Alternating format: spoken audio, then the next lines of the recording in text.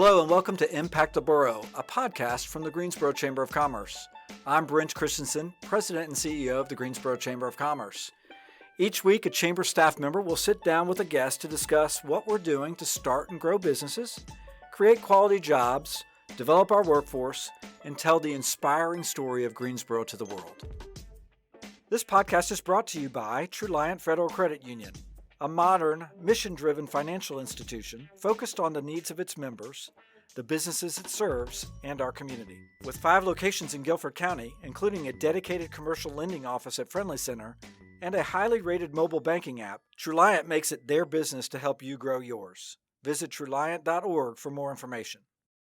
All right, everyone, we're here for the 4th and final episode of the Launch Greensboro podcast. We're super excited today because we have some special guests, all of which are members of our board at Launch Greensboro. So Cliff and I, obviously, as you know, are on the board, but today joining us, we also have Jonathan Kelli and Ursula Dudley-Oglesby joining us. And we're all excited to tell you a little bit about ourselves, but more importantly, about our contribution and thoughts on Launch Greensboro and the general Greensboro entrepreneurial landscape and the vision for Launch as we continue to grow. As a reminder, the Chamber podcast focuses on what we're doing to start and grow businesses and tell the inspiring stories of Greensboro to the world. And we at Launch Greensboro specifically help to accelerate growth for entrepreneurs starting businesses in the Greensboro Triad area by providing education, mentoring, and access to capital. That's what we're here to talk about today. We're really excited. We're going to start with Cliff, and there's some interesting connectivity. We realized at the beginning of the year when we had our first board meeting with the new board that there were a lot of us that had a boomerang situation leaving the Greensboro area and ultimately coming back here to establish our careers or reestablish our careers. And so we realized today that we all have had that experience. And so we're going to start off with Cliff and just go around the circle and tell a little bit about ourselves, who we are, why we're on the board, what we love about it, and some any interesting or exciting businesses or trends that are coming up for you right now. That's great. Well, thank you, Kelli. And thanks, Jonathan and Ursula, for being on the show with us today. So a little bit about me. I was born in Chicago, grew up in Greensboro, left to go to college in Indiana, then lived in Chicago for a little bit, and then Atlanta, and then ended up coming back here about 6 years ago now. Before I left, right after college, my family and I started a business called Thompson Traders. We manufacture and import sinks for the kitchen and bath, primarily residential. Distribute everything here, but all of our manufacturing is done in Mexico, India, other places. We distribute our product mostly through wholesale channels. So Ferguson's, Home Depot, Lowe's, Menards, and then a large group of other independent dealers. We're a family-owned business, so I was very much involved at the start of the company. I left pretty early on because I was getting married and didn't have any money. I couldn't convince my wife to live in my parents' basement with me. I don't know why. I thought it was very selfish of her. Really? That's terrible, right? I was involved in a startup and, starting the business, but really it was my family. So my younger brother and my older sister and mom really kind of jumped in. And today we have about 50 employees total, 184,000 square foot warehouse. We sell product all over the US and Canada, and then a little bit in Europe. It's been really weird looking at the business now and, where it was. It's weird. We've been reminiscing a lot lately. We hit some pretty big milestones this year. And that's awesome. But yeah, that's it. And real quick on Greensboro, I moved back from Atlanta to Greensboro. I think best decisions I ever made because Greensboro is it's an incredible city. A lot of really, I think, positive energy happening now, some positive changes. I don't think you can really appreciate Greensboro if you grew up here and you've lived here your whole life. You don't appreciate it until you go live somewhere else and then you come back. Then you can really appreciate it. That's my plug for Greensboro. I love it here. And I like it. I'm supporting the plug. I'm completely drinking the Kool-Aid. Tell us why you decided to be on the board. I've been involved with the board almost since I moved back. And I really, honestly, the reason I got involved, I just really enjoyed business in general. So all types of, and I wanted to volunteer in something, but I wanted to volunteer in something that I really liked. So then getting involved with something that was going to help, I felt like this was something that I could get involved with, that I could be passionate about. That could also be very impactful. That's initially why I got involved. And now the reason I stay involved is I've got to meet people like, Ursula and Jonathan and Kelli. They're all like Greensboro rock stars who are just incredible people. So lucky to have people like you guys here. The relationships I've made have just been awesome. So I love it and just really want to do more. And I think we've got a great group here that's really all pushing and kind of rowing in the same direction. Yeah, I agree. I agree with that for sure. Well, thank you. Ursula, I'm going to tag you next. All right. Well, thank you so much, Kelli. And it's great to be on this podcast with you and Jonathan and Clifford. I'm Ursula Dudley-Oglesby, and I'm CEO of Dudley Beauty Corp, LLC. Second generation family business. So my parents started the business in 1967, right here in Greensboro, selling hair care products and cosmetics, door to door. And now we sell all over the U.S. in beauty salons and barbershops and in 9 different countries. So I'm very, very, truly blessed. So yeah, it's really wonderful. I lived here till I was 10, then moved to Chicago, grew up in Chicago. So went to high school there, then came back here and then went away to college and law school and came back to Greensboro. So love Greensboro. It's really a great place for entrepreneurship. You know, one of the things that I've seen over the years is when I came back originally, you had some entrepreneurship obviously happening, but there's so much more of a push now. You've got entrepreneurship as a major in a number of the universities here. I know at UNC Greensboro, at North Carolina A&T, I think maybe it's still a minor. It's available. And it wasn't available before. You've got all sorts of entrepreneurship centers. You've got Launch Greensboro, which is absolutely fantastic. I mean, I love being a part of the board because one of the things that happens is you get a chance to see emerging businesses. You get a chance to see businesses that are in stages of raising, large capital amounts for their business.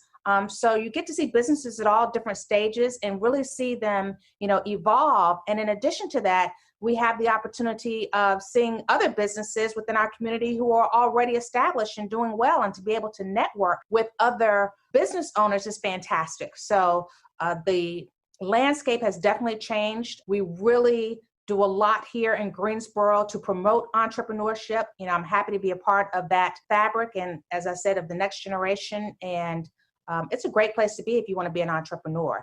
It's never been a better time to own your own business than now.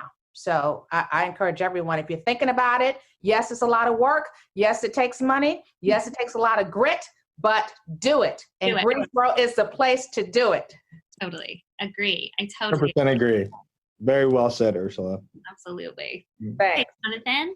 Yeah, thank you so much for having me here today. I owe a great deal to Greensboro, and for me, it was just an incredibly special place, and I just really felt like I was really fortunate to have, in my faith tradition, the Lord put a lot of really good people in my path, and that made it a very special place. And I think with respect to entrepreneurship, I probably feel a little bit more of an imposter just knowing how hard entrepreneurship is, and I think the real entrepreneurs who are constantly finding ways to build and grow their enterprises in excess of the resources they might have. I mean, those are the folks that we all try to honor and really celebrate that ideal.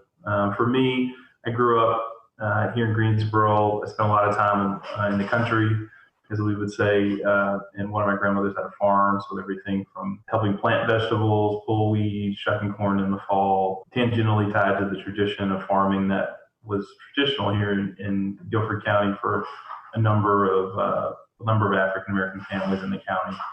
And so I was thankful that my grandmother was able to help me learn about that, and my father worked in construction. When we got old enough, he would take us to the job site. I remember, I think just as I entered middle school, he made a decision to leave, a job that was very attractive for him, and explained to us that he was doing it, my brother and I doing it for us, that he wanted us to have a piece of America. He wanted to build something.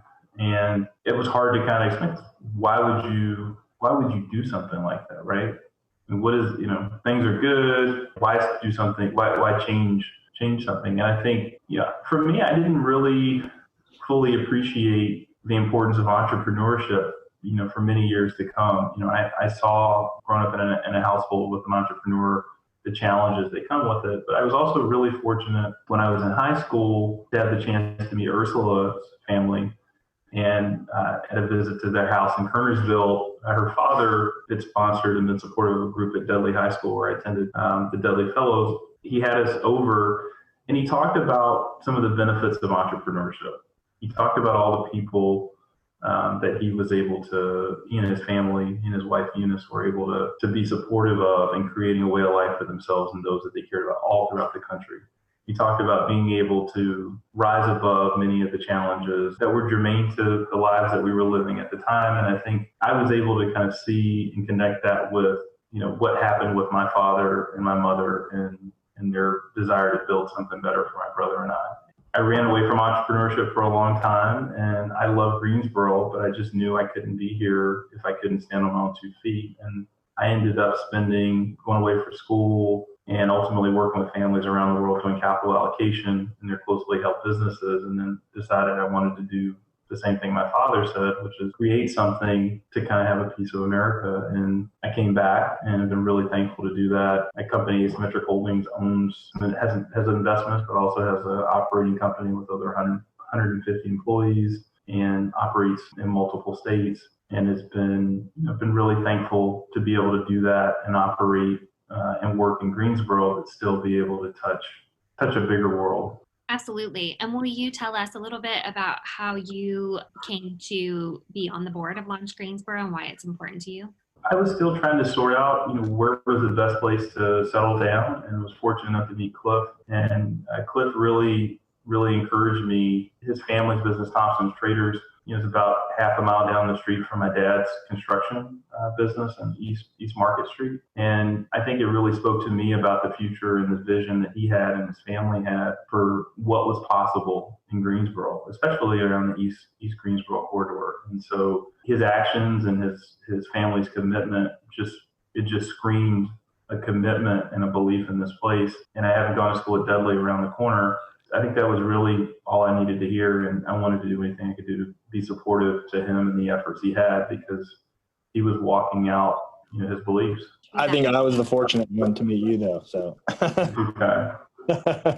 I can echo a lot of what you're saying, Jonathan, about my father was also in construction and also went out on his own. And I have thought a lot in recent years about how I completely was raised by an entrepreneur from, always, but I never really put that together, and that I always was wanting to do that. And then also, going back to what Ursula was saying about, like, when I went to college, that was not a degree, a minor, that was not even a word, that was just not an option. And so I don't think I didn't know that was what I wanted to be. And I kept getting into these jobs that would be corporate, and then really struggling to want to make it different or do it my own way. And finally I realized the thing that's happening here is I want to run my own company. But it took me a while to get to it, because even though, like I said, I watched it modeled to me all those years, I didn't quite understand why he had taken all those risks. And, we certainly had the ups and downs of like a self-owned of a family-owned business. And so that really resonates for me. And I think one of the things in general about being on this board is that there is so much connectivity between the experience of growing up in Greensboro and then thinking, I have to go experience life somewhere else. I need to see a bigger world out there. It's whether it's for school or job experience, and then coming back here and having an appreciation that certainly I didn't have before. And one of the times that I think that was most powerful for me is before I was on the board of Launch, the chamber had asked me to speak on a panel. And when I was speaking, it was the first time I'd ever said it out loud. And I got really choked up about how homesick for Greensboro I had gotten over the years that I had lived in LA. And it made me realize I have such a deep love for this area in the South. And for a long time, I just didn't see a way for me to make a life here and have all the things I wanted to have. And when I moved back, which has now been 6 or 7 years ago, it's been so exciting to now see all these things that I felt like I was missing when I moved away, but that now have fully, developed. And I think they're having so many people that feel so passionate about Greensboro and the opportunities here, and that people do lift up entrepreneurs. That to me has been really inspiring. For me, when I came to the board, I was really talking to Jen and Luann about, I want to do something that is impactful. I want to be a part of something where I feel like I can really, contribute, and that I'm not just, coming to meetings, and I don't really know how to do that for entrepreneurs. Like, I can't invest in every single company that comes along, even if I want to. Like, what else can I do? And Launch has really been that. It really made it clear to me that there's so much more than just investment, that like the community piece and the collaboration and the support of entrepreneurs is so much more than just investment. Certainly that's a large part of it, but that's been something that's been really exciting for me to understand and sort of dial up, that there is so much opportunity to support across the board. And for us especially, I think it gets all of us fired up. And then that's something that we really can pass on to entrepreneurs in the community in general. Do your story real quick. I don't think I know your story, and it's got to be awesome. So. I grew up in Oak Ridge back when, Jonathan, sort of like you said, when that was like the country. Like, nobody from Greensboro wanted to drive to Oak Ridge, which is so funny now because Oak Ridge is now like Oak Ridge. So I never really felt like I lived in Greensboro because that was like where we went for special occasions. And then I moved I graduated college early, and as soon as I could, I moved to Los Angeles. That was like the deal I made with my parents. And within the first year, through the job that I got, I met a woman who had gone to high school with Madonna's manager. And my second job in LA was working for Madonna. And so it was amazing, and also boot camp and being hazed in the craziest way in the entertainment industry. But it's where I met my current business partners, and it ended up taking me on a journey that, when I say I didn't know I wanted to be an entrepreneur, I certainly, growing up in Oak Ridge, I did not know anything about the entertainment industry. Having that end up be where the largest part of my career was spent was an unexpected twist, but one that has taught me so much. And it definitely helped me understand, a lot of things. It definitely helped establish a pretty crazy work ethic, but also understanding how to connect with people, which ultimately led me to marketing. And so now I own a marketing agency with my business partners, and we headquartered here in Greensboro. And so it's been awesome for us to be able to hire people here and offer people an opportunity here that when I was coming out of college, this type of business just wasn't one that was around these parts. So it's been really exciting to be back here and really build a business here. And Kelli, I think one last thing on you and your business, which I think is super cool. You guys also have a venture fund, right? Yeah. So my partners and I, a couple of years ago, because we were part of the work that we do is connect celebrities with startups. And we just were starting to really get asked a lot why we didn't have a venture fund. We get a lot of access to early stage companies. And, the reason we didn't have one is because we did not know one thing about it. And we just were like, that's not what we do. Then my partners and I just kind of looked at each other and were like, but why not? Why we can learn how to do that. So it's been a really interesting journey of educating ourselves in a world where, we are not the typical, my business partner and I are both, 40-year-old females. When we started, it was 35, we were 35. And so it's been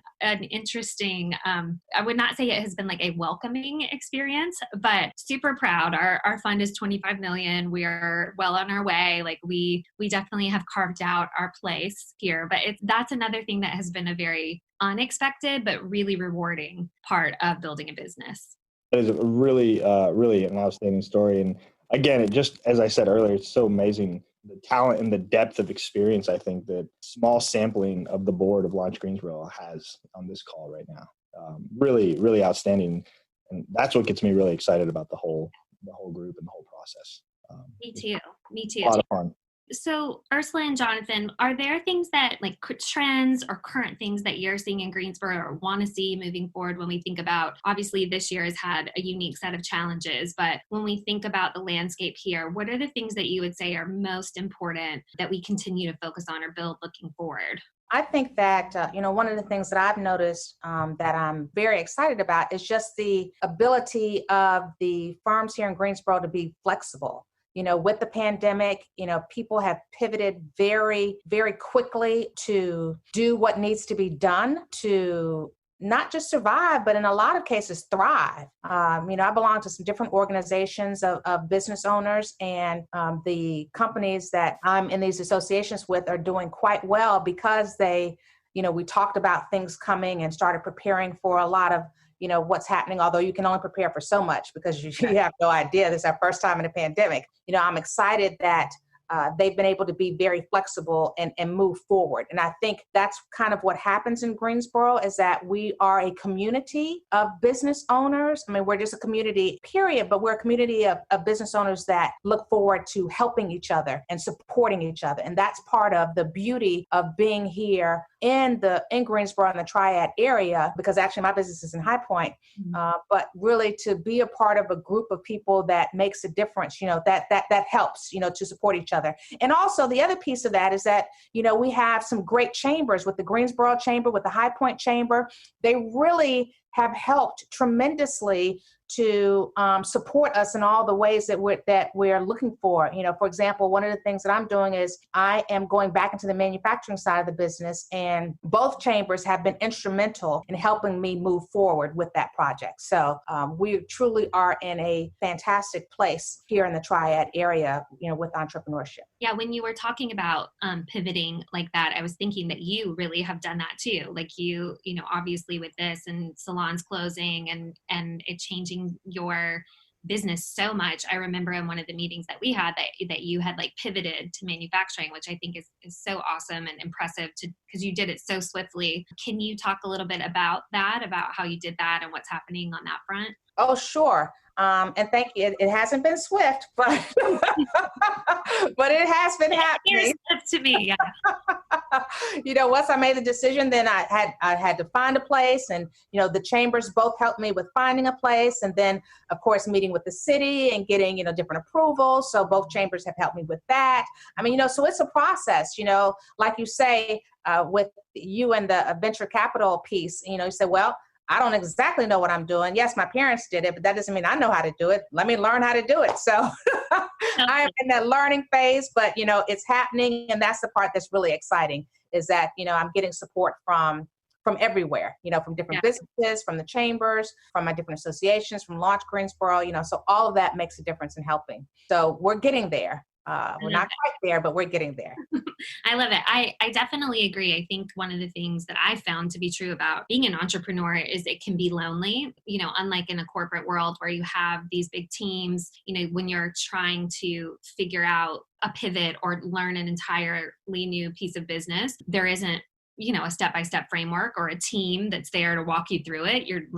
Denise and I joke, my business partner and I joke around a lot that like we've learned everything the hard way. And so one of the things that we focus on a lot is like helping entrepreneurs, not like giving them a leg up so they don't have to. But I think that is part of what having such a good support system and like the chambers and Launch provide, is sort of helping you navigate without having to learn everything, the hard way.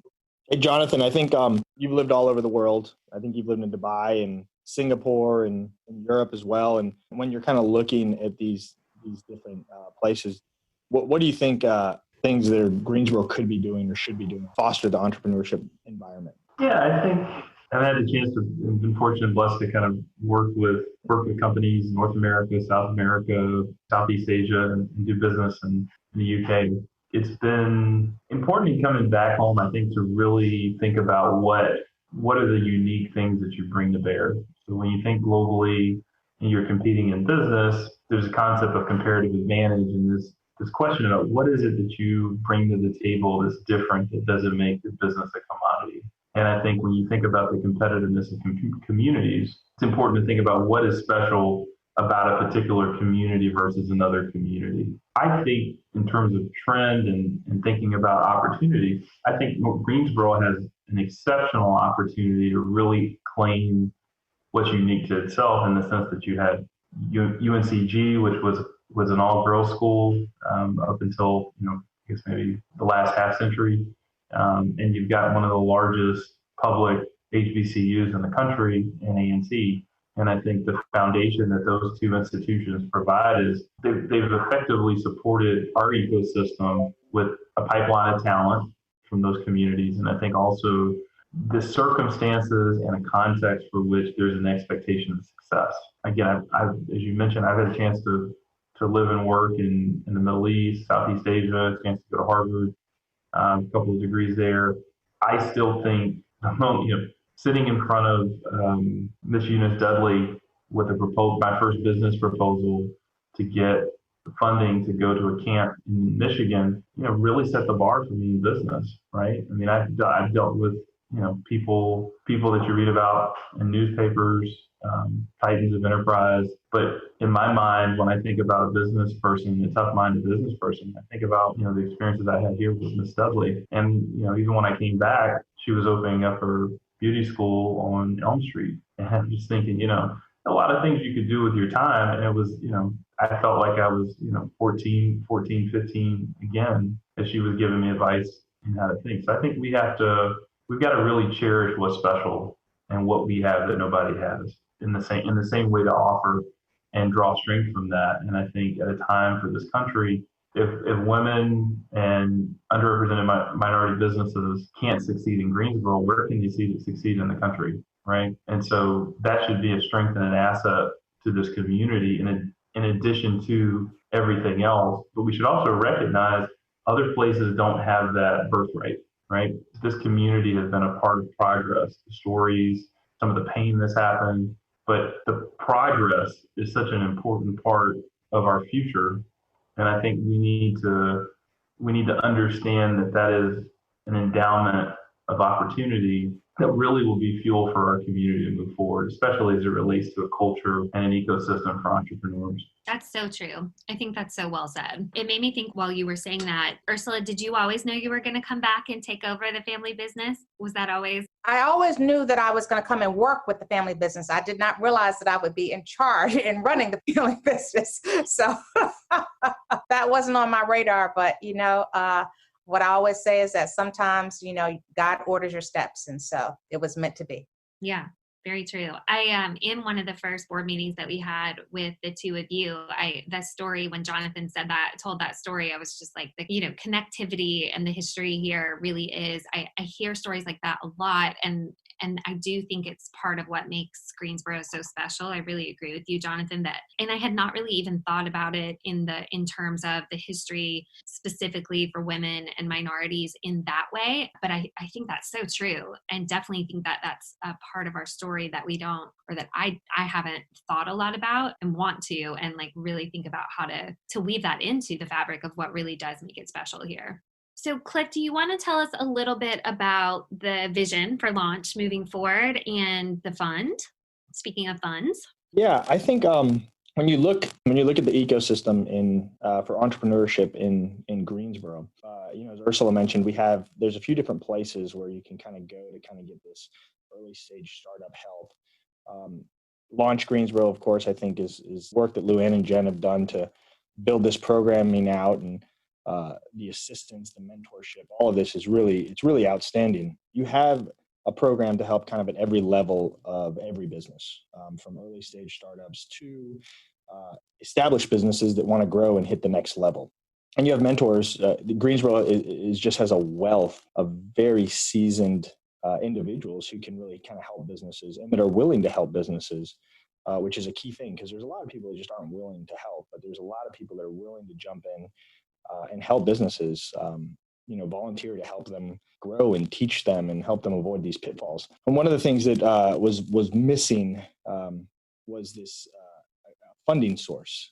If you look at other communities that have done a really good job, I think, in the revitalization effort, Tom Barkin as well, the Fed chair, the Richmond Fed chair, brought it up in one of his most recent talks is these communities are investing in their businesses and helping create startups. One of the things we were missing was a funding source. So a couple of years ago, we created the First Launch Capital Fund. It is a small fund that is set up to help invest in seed and startup pre-revenue companies or just at revenue. But we're focused. We have about $1 million. We have, but we're making small to not so small investments, anywhere from $25,000 to $150,000 in these companies that are eligible. It has to be scalability. There has to be this potential for growth. But we have this available, and we are very interested in looking at your business. If you think you're interested, if you're raising capital, if you'd like to talk, we're always available. You can go to firstlaunchcapitalfund.com. Get more information there. There's a little application that you can fill out. But we're there. We're very interested, and we're really happy and looking to help triad-based businesses grow. One of the cool things, we've actually started to get some inquiries from businesses outside of the triad that are interested in funding and are willing to move to the triad to get funding from this fund. It's a neat tool. I think is going to add a lot of value to the entrepreneurial scene here in the triad. Yeah, absolutely. Absolutely. And I think we talk a lot about as a board, but also as a community about sort of the combination of education and resources, but also capital. And then like those three things kind of make up what you need for setting up a successful business. And I think one of the great things about the accelerator program at Launch is that it's so pivotal in helping people prepare for raising capital because it's hard. I mean, no matter, I think if people told you they had an easy time, they're probably not telling the truth. I think that having that support and education and training really on how to approach it, I think I hear so many people that come out of Launch talk about how helpful that was. A great way for anyone from the community that's interested to see how that works is to come to Capital Connects, which is in the spring of 2021. And it's where companies that have come through the accelerator program pitch essentially. And so it's for anyone in the community, investors, to be able to really see what's going on the entrepreneurial side in Greensboro. And I've been really excited to see that grow over the years. And even before we have Capital Connects, we have Demo Day on December 14th. And that's the event that leads up to Capital Connects. So the people that end up being the highest performers there will automatically get a place in the Capital Connects pitch. So really encourage everyone to join us. It's going to be, both are going to be virtual events this year. So we'll share information obviously as it continues to be solidified, but both Demo Day and Capital Connects, we really encourage everyone to join us. And then we are already accepting applications for the Spring Growth Program, which you can find on the Launch website. All right, guys. So as always, we encourage you to follow us on social. We're at Launch Greensboro on Instagram, also on Twitter, LinkedIn, and Facebook. And like I said before, we'll continue to post more information about the events that are coming up. And if you're interested in the fund, like Cliff said, you can find out more information on the website, and that is firstlaunchcapitalfund.com. Awesome. All right, Jonathan and Ursula, thank you so much. I feel like I learned so much about the two of you today and feel so inspired to be on the board with you guys. Thank you for taking the time to chat with us today. No problem. Likewise. Thanks for having us. It was great. Yeah, thank you all for being there and really enjoyed it. And you too, Kelly. Really cool story. I want to hear more about your adventures with Madonna. I know. Talk that over a drink sometime. The next board meeting, I think, is going to be Kelly telling us about her adventures. I definitely got schooled in many ways. All right. Thanks so much for joining us, everyone. And we look forward to hearing from you soon. This podcast is brought to you by Truliant Federal Credit Union, a modern, mission-driven financial institution focused on the needs of its members, the businesses it serves, and our community. With 5 locations in Guilford County, including a dedicated commercial lending office at Friendly Center and a highly rated mobile banking app, Truliant makes it their business to help you grow yours. Visit Truliant.org for more information. You can find all of our episodes on YouTube thanks to our video sponsor, North State. Impact the Borough is recorded at Press Play Studios. Producers are Brody Cohen-Glaze and Holly West. You can follow us on Instagram, Twitter, and Facebook at GSO Chamber. See you next time.